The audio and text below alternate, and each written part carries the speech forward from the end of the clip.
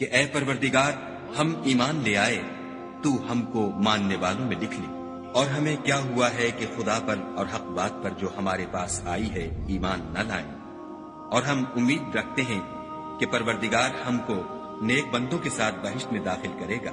تو خدا نے ان کو اس کہنے کے عوض بہشت کے باغ عطا فرمائے جن کے نیچے نہریں بہ رہی ہیں، وہ ہمیشہ ان میں رہیں گے، اور نیکوکاروں کا یہی صلہ ہے۔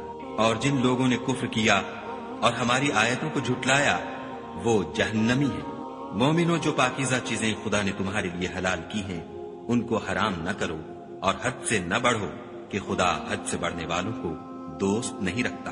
اور جو حلال طیب روزی خدا نے تم کو دی ہے اسے کھاؤ، اور خدا سے جس پر ایمان رکھتے ہو ڈرتے رہو۔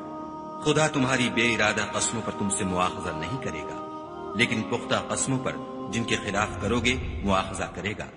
تو اس کا کفارہ 10 محتاجوں کو اوسط درجے کا کھانا کھلانا ہے جو تم اپنے اہل و عیال کو کھلاتے ہو، یا ان کو کپڑے دینا، یا ایک غلام آزاد کرنا۔ اور جس کو یہ میسر نہ ہو وہ 3 روزے رکھے۔ یہ تمہاری قسموں کا کفارہ ہے جب تم قسم کھا لو اور اسے توڑ دو، اور تم کو چاہیے کہ اپنی قسموں کی حفاظت کرو۔ اس طرح خدا تمہارے سمجھانے کے لیے اپنی آیتیں کھول کھول کر بیان فرماتا ہے تاکہ تم شکر کرو۔ اے ایمان والو، شراب اور جوا اور بت اور پانسے، یہ سب ناپاک کام اعمال شیطان سے ہیں، سو ان سے بچتے رہنا تاکہ نجات پاؤ۔ شیطان تو یہ چاہتا ہے کہ شراب اور جوئے کے سبب تمہارے آپس میں دشمنی اور رنجش ڈلوا دے، اور تمہیں خدا کی یاد سے اور نماز سے روک دے۔ تو تم کو ان کاموں سے باز رہنا چاہیے، اور خدا کی فرما برداری اور رسول خدا کی اطاعت کرتے رہو اور ڈرتے رہو۔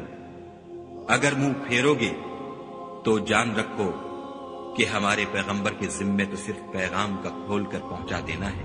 جو لوگ ایمان لائے اور نیک عمل کرتے رہے ان پر ان چیزوں کا کچھ گناہ نہیں جو وہ کھا چکے، جبکہ انہوں نے پرہیز کیا اور ایمان لائے، اور نیک کام کیے، پھر پرہیز کیا اور ایمان لائے، پھر پرہیز کیا اور نیکوکاری کی، اور خدا نیکوکاروں کو دوست رکھتا ہے۔ مومنوں، کسی قدر شکار سے جن کو تم ہاتھوں اور نیزوں سے پکڑ سکو خدا تمہاری آزمائش کرے گا، یعنی حالت احرام میں شکار کی ممانعت سے، تاکہ معلوم کرے کہ اس سے غائبانہ کون ڈرتا ہے۔ تو جو اس کے بعد زیادتی کرے اس کے لیے دکھ دینے والا عذاب تیار ہے۔ مومنوں، جب تم احرام کی حالت میں ہو تو شکار نہ مارنا، اور جو تم میں سے جان بوجھ کر اسے مارے تو یا تو اس کا بدلہ دے، اور وہ یہ ہے کہ اسی طرح کا چار پایا جسے تم میں سے 2 معتبر شخص مقرر کر دیں قربانی کرے، اور یہ قربانی کعبے پہنچائی جائے، یا کفارہ دے، اور وہ مسکینوں کو کھانا کھلانا ہے، یا اس کے برابر روزے رکھے تاکہ اپنے کام کی سزا کا مزہ چکھے۔ اور جو پہلے ہو چکا وہ خدا نے معاف کر دیا، اور جو پھر ایسا کام کرے گا تو خدا اس سے انتقام لے گا، اور خدا غالب اور انتقام لینے والا ہے۔ تمہارے لیے دریا کی چیزوں کا شکار اور ان کا کھانا حلال کر دیا گیا ہے، یعنی تمہارے اور مسافروں کے فائدے کے لیے، اور جنگل کی چیزوں کا شکار جب تک تم احرام کی حالت میں ہو تم پر حرام ہے۔ اور خدا سے جس کے پاس تم سب جمع کیے جاؤ گے ڈرتے رہو۔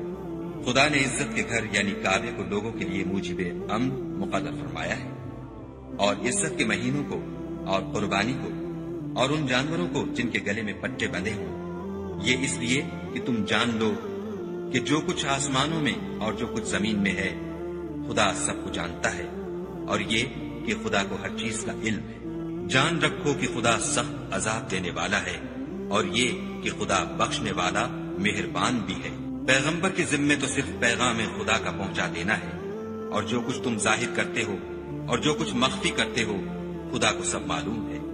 کہہ دو کہ ناپاک چیزیں اور پاک چیزیں برابر نہیں ہوتی، گو ناپاک چیزوں کی کثرت تمہیں خوش ہی لگے۔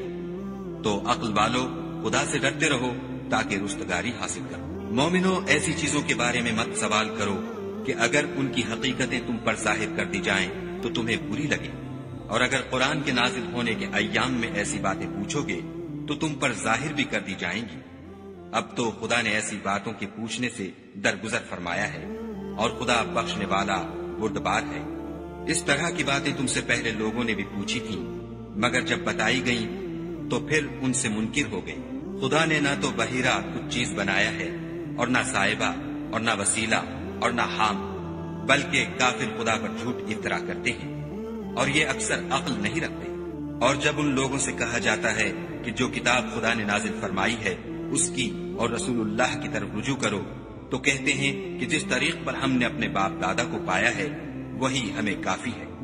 भला अगर उनके बाप दादा न तो कुछ जानते हों और न सीधे रस्ते पर हों, तब भी ए ईमान वालो, अपनी जानों की हिफाजत करो।